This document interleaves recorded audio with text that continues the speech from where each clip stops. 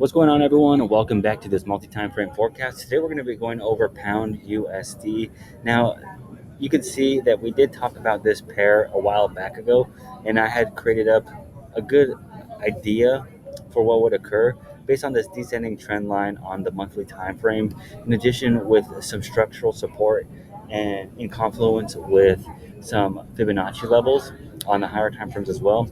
But as we can see here on the weekly time frame, that not only did we get a rejection of this structural level on the weekly candle with a bullish move, but we also got a confirmation of rejecting this area of structure and this Fibonacci level with an indecisive teaser pop candle. Now, right now, we have a new candle. It's also an indecisive candle.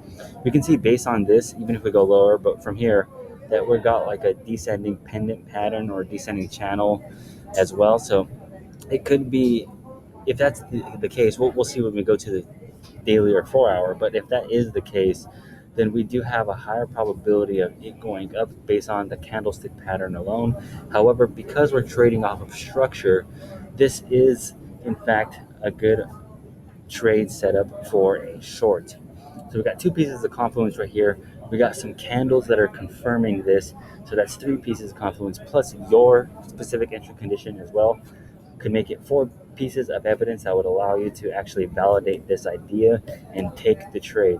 So depending on what this candle does in the next couple of hours, oh wait, why does it say 3 days?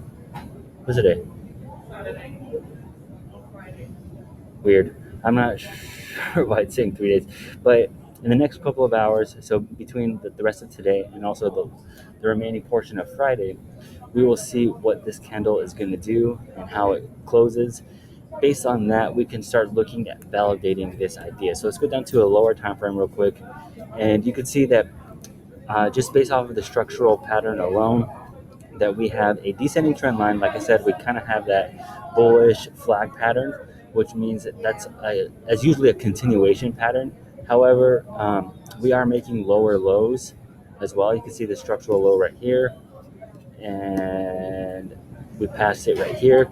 So we are in fact making lower lows, and depending on how we close right here, we could be making lower highs as well. And that altogether would allow us to be able to once again validate this idea and look for some trading opportunities. So if this idea does get validated based on your entry condition, we want to be looking for a slight retracement, and remember looking at the significant levels before we make an entry. So for me, in these instances, especially because I'm going to be traveling internationally for the next couple of hours and I won't have access to my phone or my computer, I'm just going to set two trades for this particular pair. One of them is going to be a smaller 0.5, so that's 0.5% risk on the initial trade. And then I'm going to set a sell limit a little bit higher where I think price would go.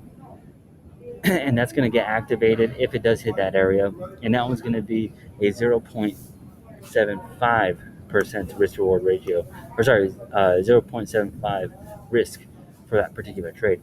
Now, because that 0.75 risk is going to be a little bit higher, that means we're going to have less of a stop loss, which would allow us to increase our lot size for that particular trade.